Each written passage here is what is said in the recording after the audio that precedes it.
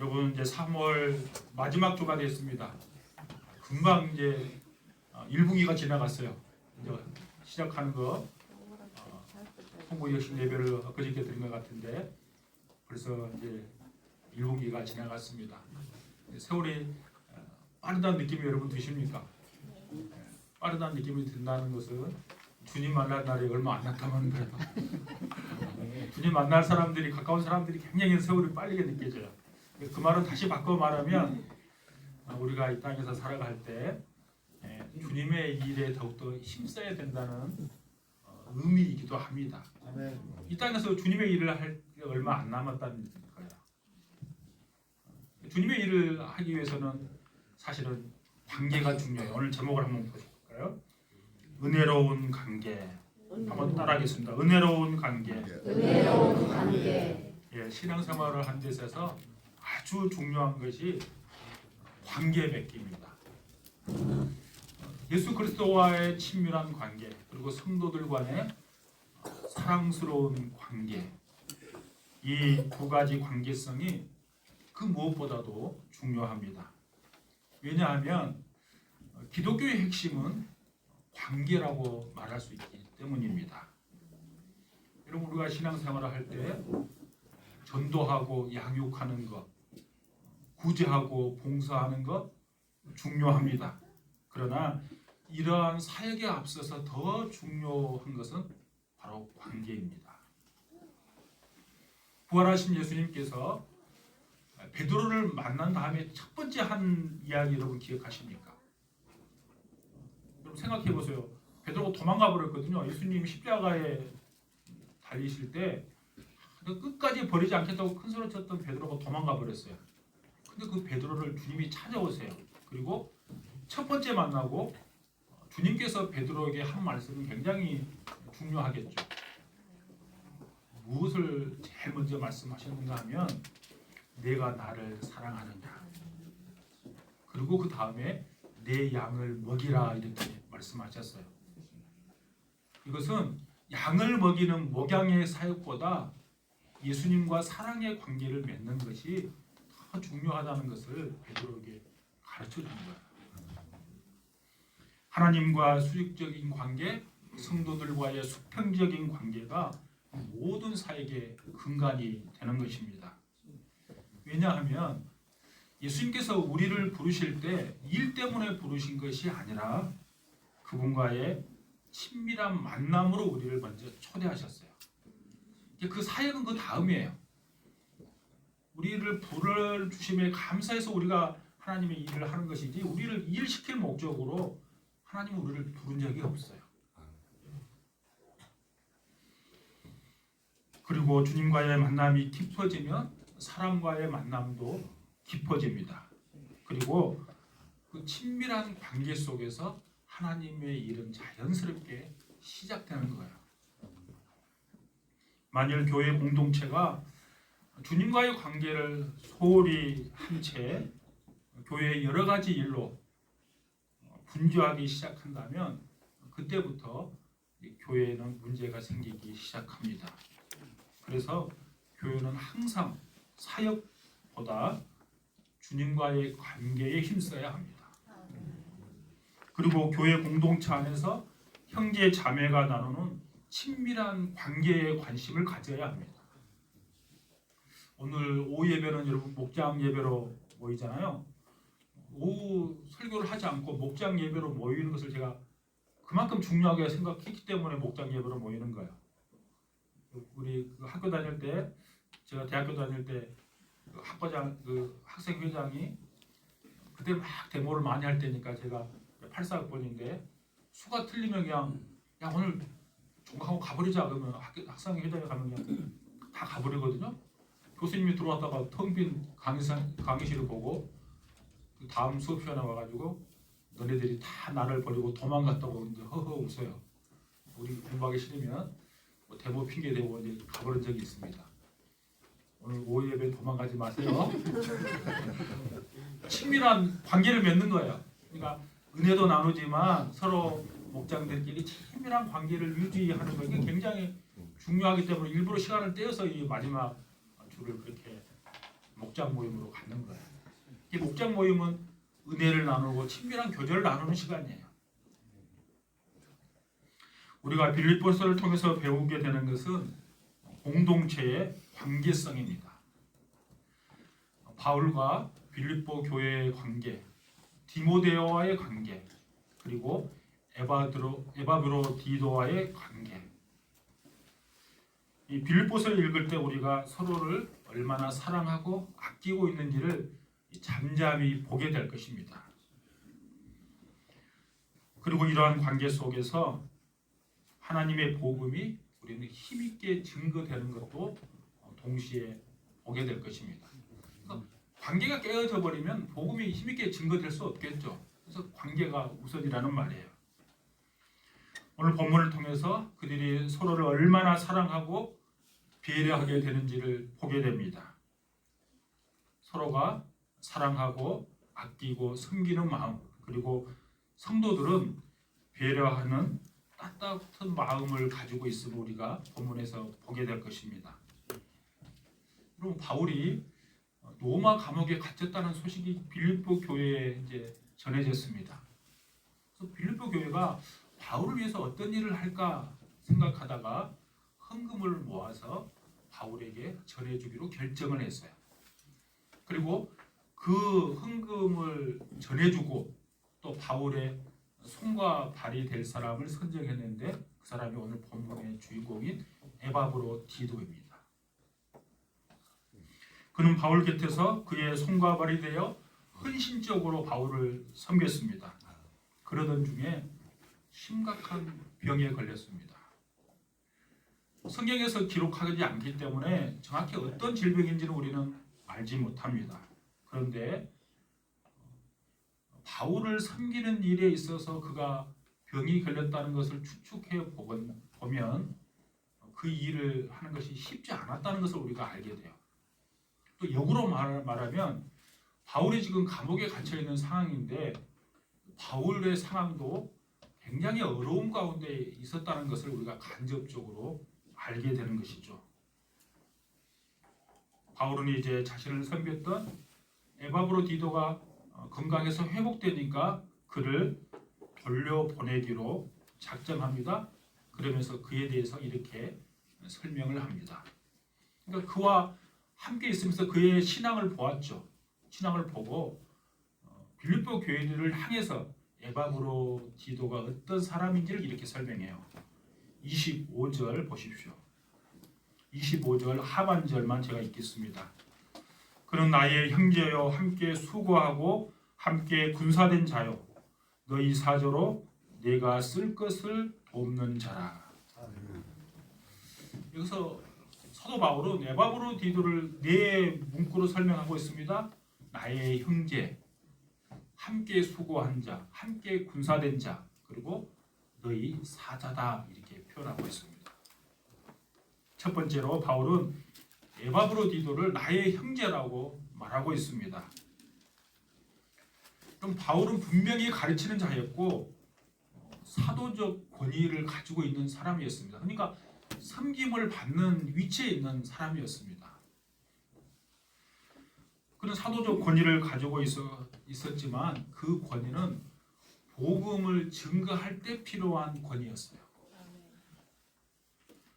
사도적 권위라 하면 초대교회가 복음을 증거하기 위해서 특별히 선택받은 자들에게 주어진 그 권위를 사도적 권위라고 말합니다.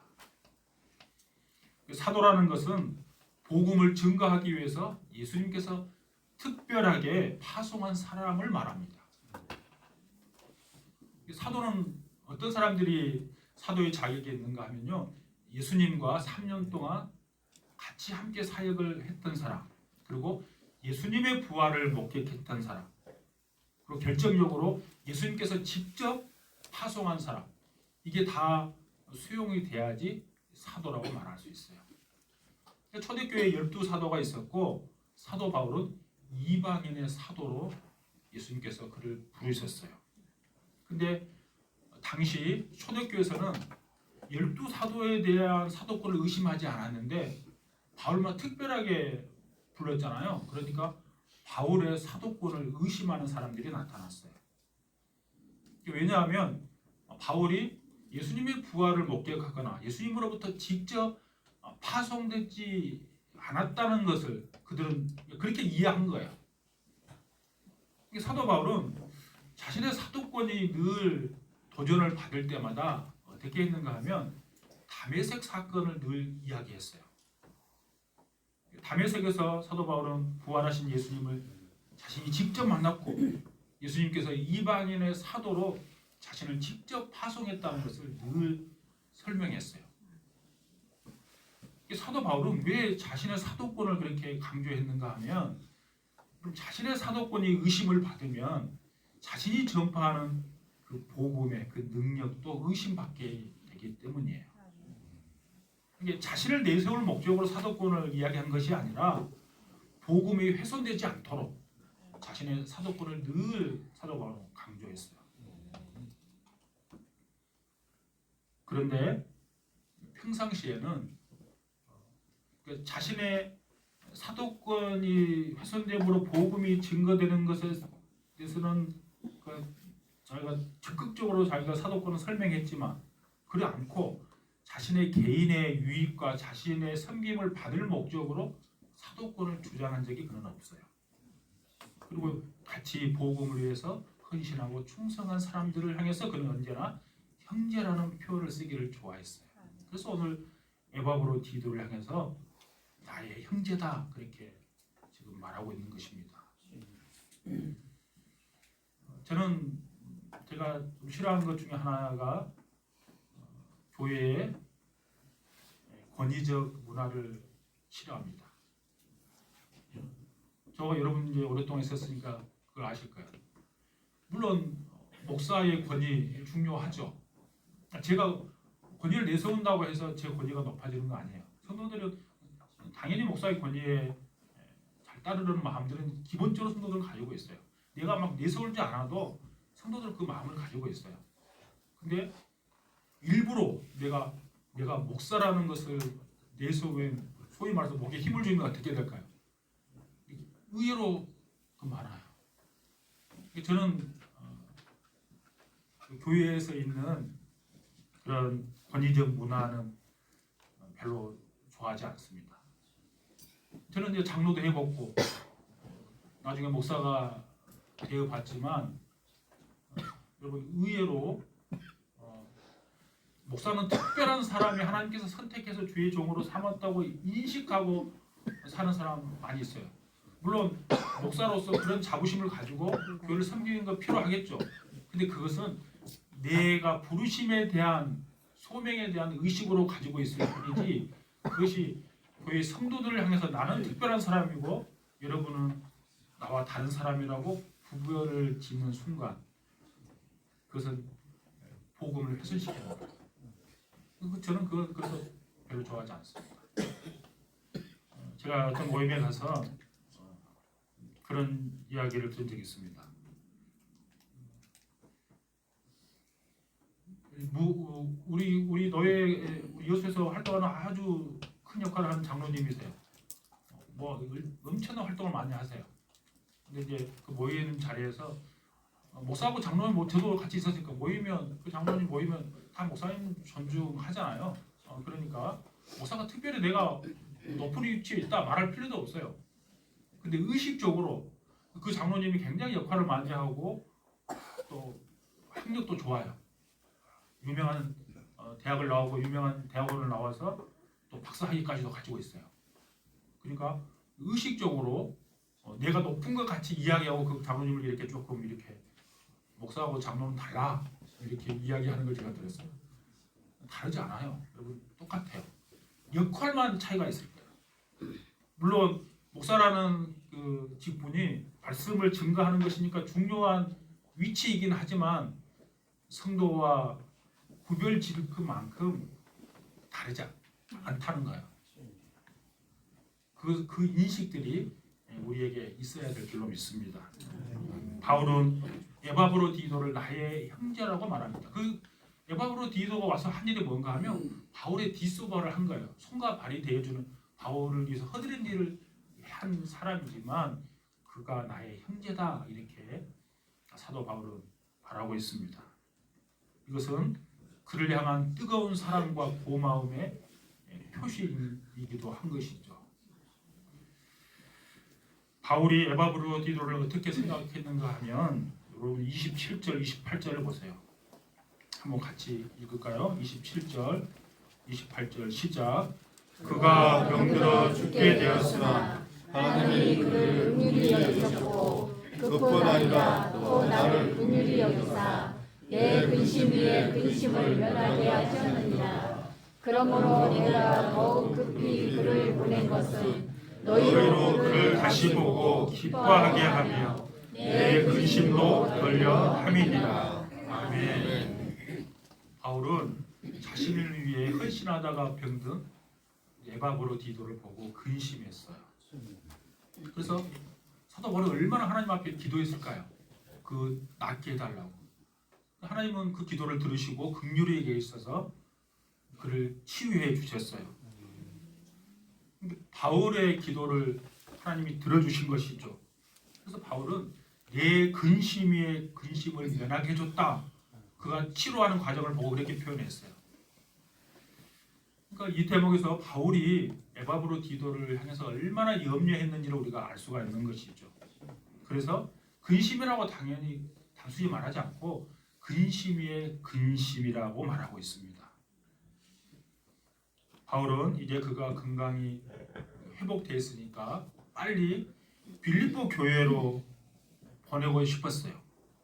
그 이유가 있습니다. 26절에 보면 에바브로디도가 빌립보 성도들을 간절히 사모하고 있었기 때문입니다. 그래서 28절에 보면 28절 다시 보세요. 그를 더욱 급히 보내기를 원했죠. 그 이유가 뭐냐 하면 너희로 그를 다시 보고 기뻐하게 하며 내 근심도 덜려 함이니라 그랬습니다. 이제 이 모습을 보면 바울과 에바브로디도가 형제같이 지금 보내고 있는 걸 보게 되는 거야. 상대방을 먼저 배려하고 있습니다. 상대방의 유익을 먼저 생각하고 있는 거야. 바울의 입장에서 보면 에바브로디도가 가버리면 그가 이제 치유됐으니까 자기가 이게 있으면 더 좋겠잖아요. 그 가버리면 빈자리가 클 거예요. 그럼에도 불구하고 그를 보내는 것이 상대편에게 훨씬 좋고 자기에게도 좋은 일이다 이렇게 사도 바울은 이야기하고 있습니다. 두 번째로 보면 에바브로디도는 함께 수고한 자였습니다. 그가 어떻게 수고했는지를 보십시오. 30절입니다. 30절 같이 읽습니다. 시작. 그가 그리스도의 일을 위하여 죽기에 이르러도 자기 목숨을 돌보지 아니한 것은 나를 섬기는 너희 일에 부족함을 채우려 함이니라. 아멘. 여기에서 죽기에 이르러도 이 말은 생명의 위협을 무릅쓰고 그런 뜻이에요. 그러니까 에바브로디도는 자신의 생명의 위협을 무릅쓰고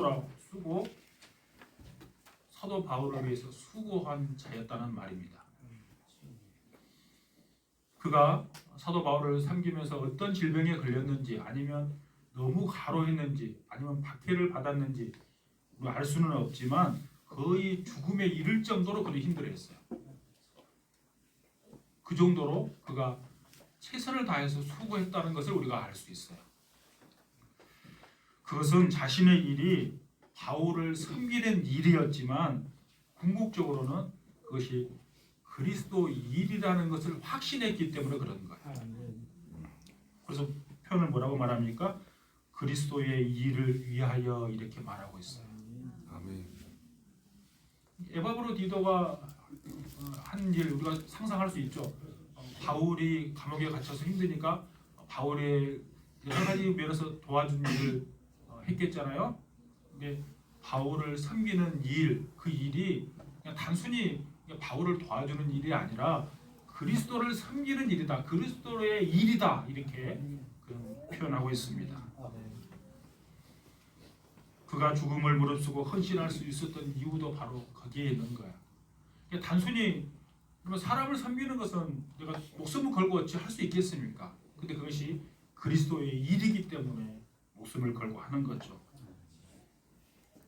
내가 주도적으로 그 일을 하지 않는다 할지라도 나에게 맡겨진 일을 그는 그래서 최선을 다했던 것입니다.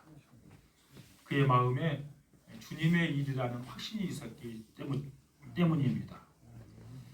여러분, 교회에서는 다양한 일이 있을 수 있습니다. 우리가 찬양대로, 교사로, 또 예배위원으로 섬깁니다. 또 청소로, 또 식당 봉사로, 차량 봉사로 여러 가지 일을 섬깁니다. 그 모든 일이 그리스도를 위한 일인 것을 여러분 믿을 수 있기를 원합니다. 그러면 그리스도를 향해서 하는 거예요. 내가 작은 일 같지만 제가 보면 우리 예배당 건물 여러분 예배 들어올 때 늘 깨끗하죠. 사실 그 며칠만 지나면 바람이 엄청 많이 부는 곳이기 때문에 이거 막 먼지가 다 낙엽이 막 있어요. 근데 그거 다 토요일날 쓰는 사람이 있고 주일날 또 와서 또 쓰는 사람 또 있어요. 그러니까 깨끗하게 되는 거야. 그 작은 일 같지만 그것이 그리스도의 일로 생각하니까 찬송가를 부르면서 기쁨으로 쓰는 거야. 이렇듯 주님의 일은 꼭 복음을 증거하는 것만이 아닙니다. 주님의 일은 복음을 중심으로 우리가 할 수 있는 그 어떠한 일, 그 모든 것이 다 포함됩니다. 선교지에 나가서 꼭 복음을 전하지 않는다 할지라도 우리가 기도하고 헌금을 보내는 것, 그것이 주님의 일을 하는 거예요. 우리가 제가 매월 보면 일정한 금액을 선교금으로 하는 분들이 있습니다. 선교지에 가지 않지만 헌금만 하지 않을 거라고 생각해요. 그 헌금하면서 기도하면서 하겠잖아요. 그 헌금이 있기 때문에 우리 교회가 규모도 작고 뭐 이렇게 적은 교회지만 그래도 4개 교회를 도움을 주고 섬길 수 있는 것은 그것 때문이에요. 또 다른 기관들도 우리가 섬길 수 있는 것, 그 헌신이 있기 때문에 가능한 것이죠. 에바브로 디도의 일은 바울을 수종드는 일이었지만 그것이 주님의 일이었기 때문에 최선의 수고를 다했던 것입니다. 세 번째로 그는 함께 군사된 자였습니다. 에바브로 디도의 헌신과 열심이 전투적이었다는 것을 의미하는 것입니다. 그는 적극적이었고 진취적이었고 전투적이었습니다. 그의 모습은 치열한 전투를 하는 마치 군사와도 같았습니다. 그는 유대주의자들 그리고 로마 황제를 숭상하는 자들, 그 당시 초대교회에 뭐가 있었는가 하면 쾌락주의가 있었어요. 이단 중에 쾌락주의자들 그리고 어둠의 세력들, 그들을 대할 때는 전투적이었다는 말입니다. 우리에게는 온유함도 필요하지만 죄와 사탄과는 싸울 때는 전투적이어야 합니다. 신앙인들이 진리의 문제 앞에서는 단호하고 전투적이어야 합니다. 신앙인이 옳고 그름을 명확하지 않으면 세상이 혼란스러워져요. 우리의 자세가 굉장히 중요해요. 우리 한국 사회에 좀 뭐 여러 가지 이슈가 있습니다. 이슈 가운데 하나는 동성애입니다. 동성애를 여러분 적당히 타협해 버리면 우리나라는 급속도로 타락할 것입니다. 동성애 문제 그들을 우리가 돕는 일은 나서야 되지만 동성애에 대해서는 우리는 적극적으로 반대해야 합니다. 성경적이지 않기 때문에 그래요. 이런 부분에 있어서는 우리는 진리에 수호하는 데서는 전투적이어야 합니다. 지금 대통령 탄핵 때문에 여러분 나라가 혼란스럽죠. 뭐 우리 기독교인들 책임이 많은 것 같이 보이기도 합니다. 그 여러 가지 입장에서 우리의 입지가 좀 좁아진 것 같게 느껴지기도 합니다. 여러분 이 일에 대해서는 전투적이면 안 돼요. 이건 진리하고 아무 상관없는 거잖아요. 그 탄핵되는 거 탄핵되면 진리하고 아무 상관없어요. 그것은 역사 인식의 문제고 그냥 어떻게 보면 기독교 세계관의 문제예요. 우리와 지금 막 거기서 적극적으로 반대하는 사람과 저는 생각이 달라요. 그렇게 다르게 생각하는 목사님들 훨씬 더 많아요. 일부가 주장하기 때문에 그렇게 보일 뿐이죠. 근데 그런 부분에 있어서는 전투적일 필요가 없어요. 이 진리에 관해서 전투적이어야 돼요. 우리는 정말 진리 부분에서는 그냥 온유하고 다른데 전투적이 하면 그 믿음의 사람의 모습이 아닌 것이죠. 현대 사회의 특징은 다양성을 인정하는 것을 미덕이라고 생각합니다. 그래서 진리를 주장하기 시작하면 배타적인 사람으로 낙인 찍어버립니다. 그렇지만 우리는 그러한다 할지라도 우리의 태도는 명확해야 합니다. 진리에 관해서는 우리가 한치의 양보가 없어야 될 줄로 믿습니다. 네 번째로 에바브로디도를 너희 사자라 이렇게 말합니다. 사자란 말은 특정한 사명을 수행하도록 공식적으로 보냄받은 자를 사자라고 그럽니다. 그러니까 처음 시작할 때 말씀드린 것처럼 에바브로디도가 사자란 말은 바울에게 헌금을 모았던 것을 전달해 준 일과 그의 수종드는 일, 그 일로 보냄을 받았기 때문에 사자라고 표현한 거예요. 30절에 보면 바울이 에바브로디도가 자신의 목숨을 돌보지 않고 섬겼던 이유를 이렇게 말합니다. 나를 섬기는 너희의 일에 부족함을 채우려 함이라 그랬어요. 이 말은 빌립보 교회가 바울을 섬기는데 부족했다 그런 말이 아니에요. 물리적인 거리가 떨어져 있기 때문에 섬기는데 도움을 잘 주지 못한 것을 이렇게 표현한 거예요. 그래서 에바브로디도의 사자로서의 사명은 빌립보 교회의 성도들을 대신해서 사도 바울을 섬기는 일이었습니다. 그 사명감 때문에 에바브로디도는 자신의 목숨을 아끼지 않고 헌신할 수 있었던 거죠. 여러분 이런 말이 있습니다. 사명은 생명보다 강하다 이런 말이 있어요. 이거 다 한 번씩 들어봤을 거예요. 딱 에바브로디도를 향해서 하는 말이에요. 사명을 이루기 위해서 그는 생명을 돌보지 않았던 것입니다. 마지막으로 바울과 에바브로디도 그리고 빌립보 교회가 얼마만큼 사랑하고 친밀했는지를 살펴보려고 합니다. 26절을 한번 보십시오. 여러분 26절 다시 한번 읽을까요? 26절 시작. 그가 너희 무리를 간절히 사모하고 자기가 병든 것을 너희가 들은 줄 알고 심히 근심하는지라. 아멘. 에바브로디도가 병들었다는 소식이 이제 빌립보 교회에 소식이 전해졌어요. 그러니까 빌립보 교회 성도들이 그때 얼마나 근심했을까요? 근심했다 이렇게 표현 썼어요. 그러니까 자신들이 파송한 사람이 에바브로디도잖아요. 그러니까 그걸 파송해 놓고 그에게 어떤 일이 생길까 얼마나 근심했을까요? 근데 그 소식을 딱 들으니까 빌립보 성도들이 근심했어요. 근데 빌립보 교회 성도들이 근심했다는 소식이 또 다시 에바브로디도가 들은 거예요. 에바브로디도가 또 다시 근심하는 거예요. 그들을 염려하는 거예요. 자신 때문에 걱정하는 것을 마음 아파하는 거예요. 그러니까 에바브로디도가 얼마나 빌립보 교회 성도들과의 끈끈한 관계에 있는지를 우리가 알게 되는 거죠. 그 모습을 보고 바울도 안타까워했다는 것이죠. 그래서 바울은 빨리 그를 돌려보내기를 원한 거예요. 28절 보세요. 그러므로 내가 더욱 급히 그를 보낸 것은 너희로 그를 다시 보고 기뻐하게 하며 내 근심도 덜려함이니라.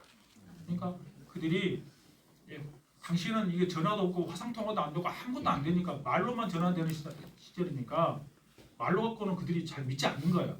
직접 봐야 되는 거예요. 그게 죽었다 오니까 아마 에바브로디도가 아예 죽었다 이렇게 이해한 사람도 있었을 거예요. 그러니까 근심하니까 빨리 돌려보내고 또 바울의 근심도 덜게 하는 목적이라는 것이죠. 바울과 에바브로디도 그리고 빌립보 성도 사이에 이루어진 이 아름다운 은혜로운 관계로 인해서 그래서 복음은 더욱더 힘있게 증거될 수 있었습니다. 에바브로디도는 바울의 동역자였고 형제였고 그리고 그리스도의 일을 함께한 군사였습니다. 그런 바울의 필요를 채워주는 섬기는 사람이었습니다. 위험한 상황 속에서도 그리스도의 사역을 위해 자신을 아끼지 않았던 사람이 에바브로디도였습니다.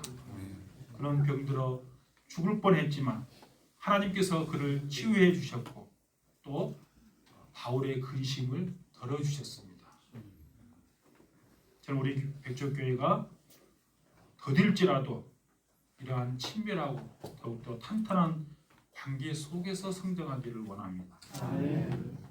일로 분주한 것이 아니라 서로가 서로를 사랑하고 배려하고, 그래서 우리 안에 먼저 기쁨과 감사와 행복이 먼저 넘쳐나기를 축복합니다. 그리고 에바브로디도와 같은 헌신된 모습들도 우리 가운데 있기를 진심으로 바랍니다. 그리고 그들이 누렸던 그 사랑의 친밀한 관계가 우리 백조교회에 이루어짐으로 복음을, 마지막 때의 복음을 힘있게 증거하는 능력 있는 교회가 될 수 있기를 축복합니다.